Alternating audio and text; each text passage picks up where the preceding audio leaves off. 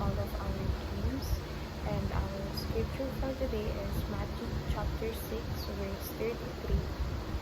But seek first His kingdom and His righteousness, and all these things will be given to you as well. So, according sa verse, kailangan daw natin isip muna yung kingdom ng Panginoon, and lahat ng kailangan natin, lahat ng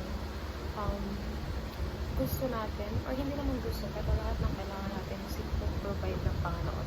We just need to surrender to God muna and surrender to God.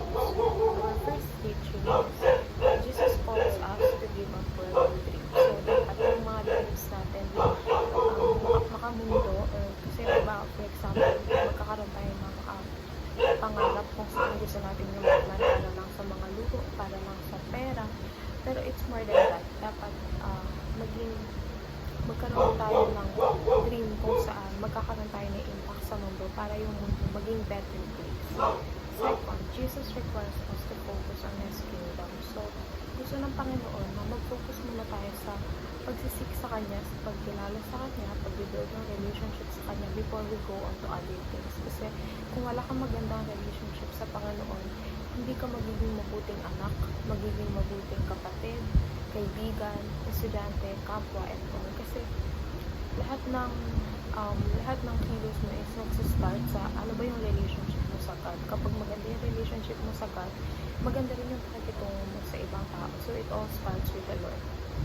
Third, Jesus provides us everything we need. So, si Lord kasi napakayaman yan. He can give you everything that you need. He can give you everything na gusto niya ibigay sa'yo. You just need to have more faith in Him, trust Him, and seek His kingdom. Kumbaga, bago mo gustuhin na ibigay sa'yo ng Lord yung deserve mo, kailangan mo patunayan mo muna na you're willing to submit to Him, you're willing to serve Him.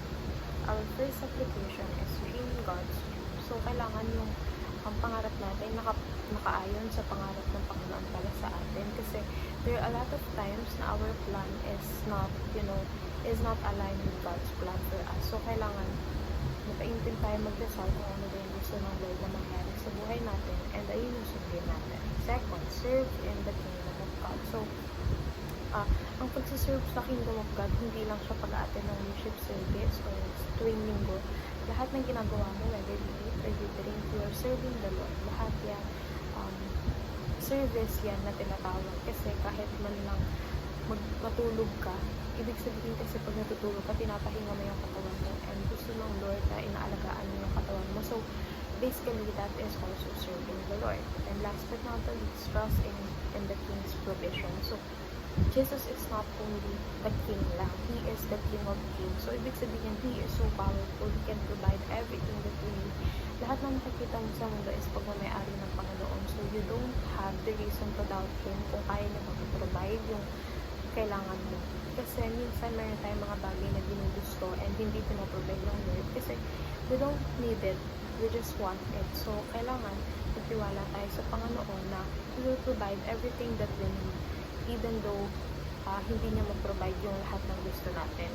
So, yun lamang po, and see you again on our next 365 daily devotion.